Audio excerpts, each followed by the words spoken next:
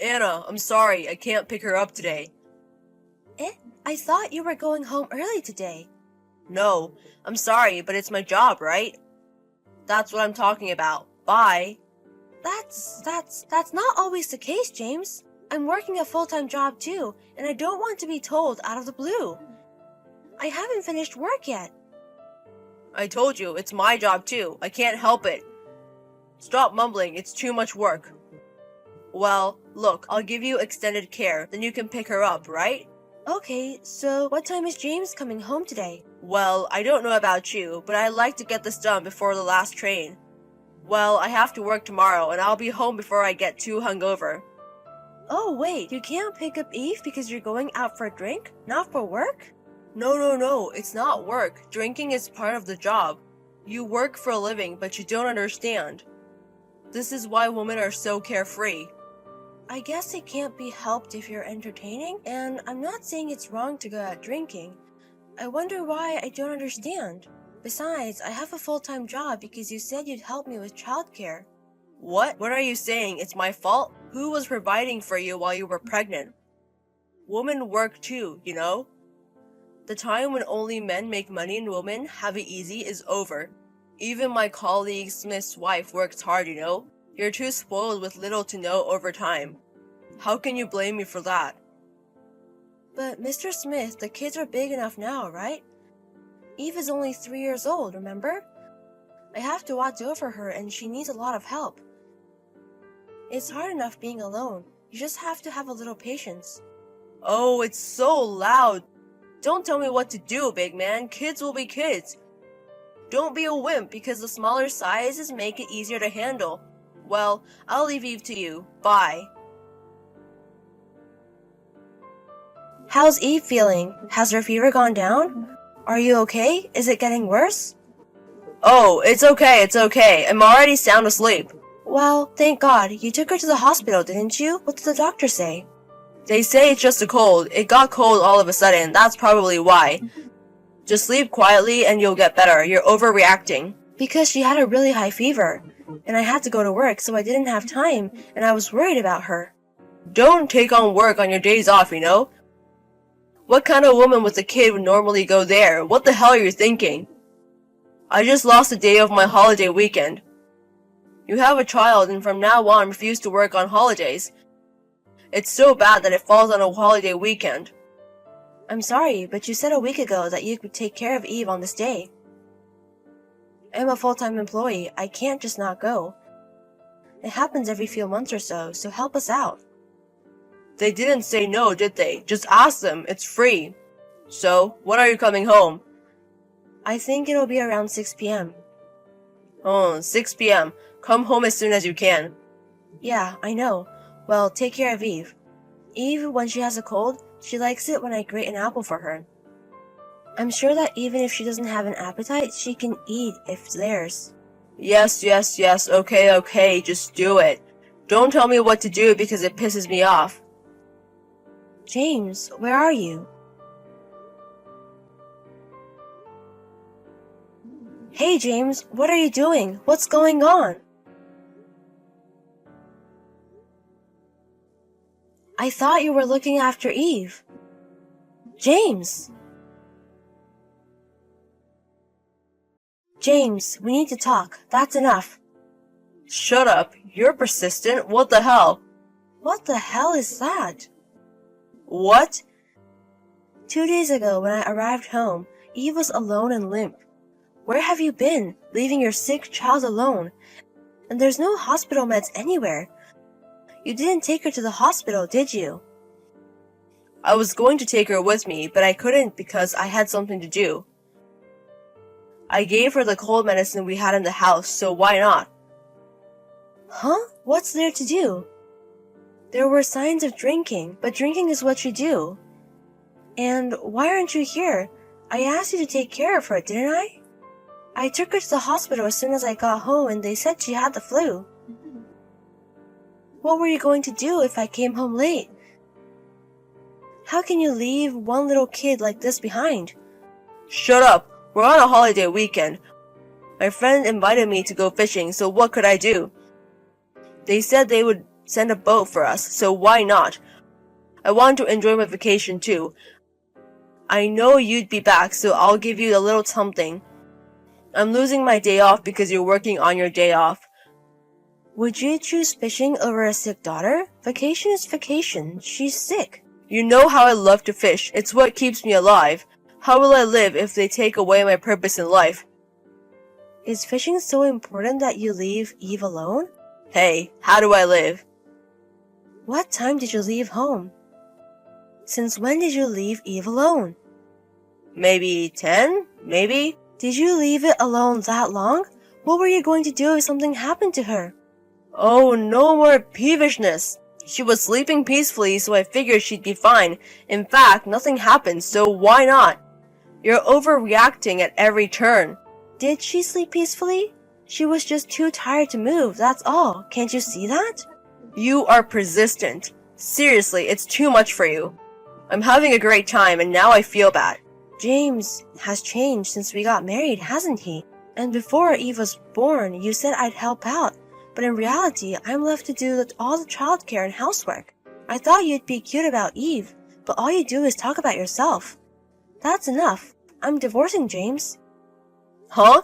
Are you saying it's all my fault? You used to listen to me and be so sweet before we got married. All you've been doing lately is complaining. I've been duped. Oh, I'll tell you one thing. It's your feeble-minded fault I'm like this. Is it my fault? That's right. You said you like it when I'm strong-willed and do what I want to do. I said... So I'm just doing what I want to do. What does that mean? It's your fault, right? I mean, you can't blame me for being wrong. Do you understand? You're the bad guy. Go ahead, tell me it's my fault for letting Master take care of you. And when I get home, rub your head on the floor and apologize. What the fuck?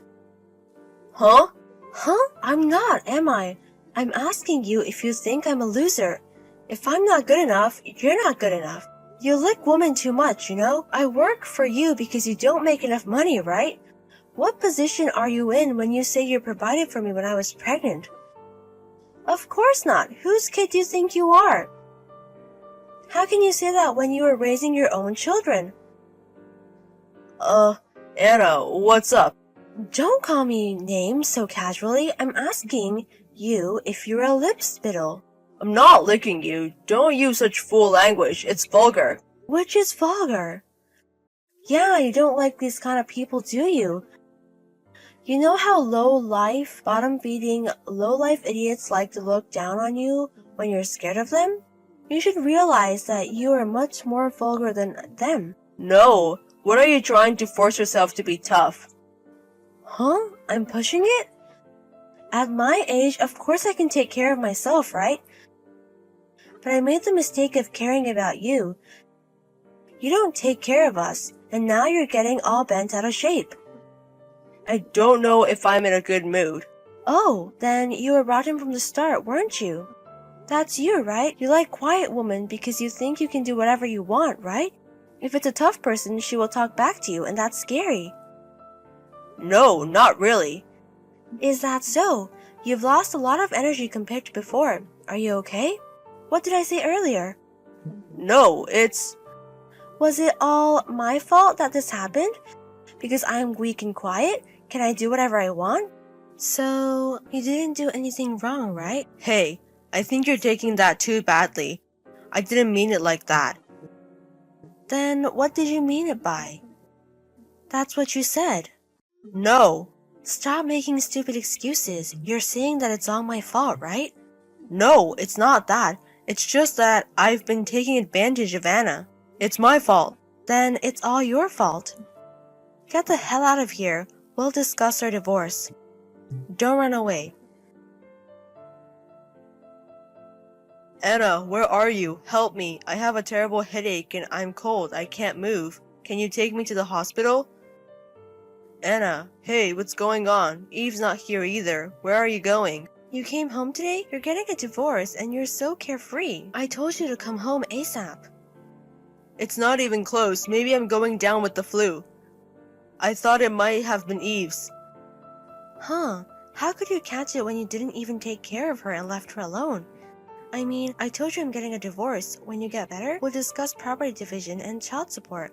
I don't want to get depressed. Call me back when you're better. What? Are you serious about the divorce? You just got mad about Eve, didn't you? Of course I'm serious. I've already taken Eve home to my parents. I'll pack up the rest of your stuff and take it with me after we discuss the divorce. Anna, wait a minute. Please help me, I'm really sick. You always made me porridge when I caught a cold, didn't you? I just remembered how much I liked that kindness of yours. Enough of that kind of reminiscing. You have the energy to call, so call yourself a cab and go. When you were weak, you were spoiled, not stupid. You left Eve alone to play when she was suffering. I'm sorry, and I apologize. Please forgive me. I don't need you to apologize to me. Of course you know what you did to Eve, right? Don't you think you can get custody? Anna, please, I won't go to the hospital until you come. I'll wait for you. I'll believe in you. Oh, well, I guess I'll never go to the hospital then. Why don't you just wait for the rest of your life? Then maybe you'll understand a little how Eve felt when she was left alone because of her illness. Don't say that. I'm really weak. I don't know. Eve suffered more because of your selfishness. Don't be so naive if you can't even take responsibility for your own actions. So, I'm sorry about that. You're so picky. I won't forgive you no matter how much you apologize. Too convenient to have them take care of you when it's your time. Well, you like a woman you can use in that situation. You'll get better if you sleep, right? Go back to sleep. You're always exaggerating. Then James, who really didn't wait for me to go to the hospital, got the flu worse. The next day, he finally asked a friend to take him to the hospital. According to what I heard, James was crying so hard he begged me to help him. I would never have taken my husband to the hospital after he neglected our daughter. Did he think I would take care of him worthily? There's no way I can get help, but he's a man with a flowery mind to the end of the line. Leaving my suffering 3-year-old daughter to go out and play is unthinkable. In the worst case, it could even kill her. I just happened to get lucky this time, I believe.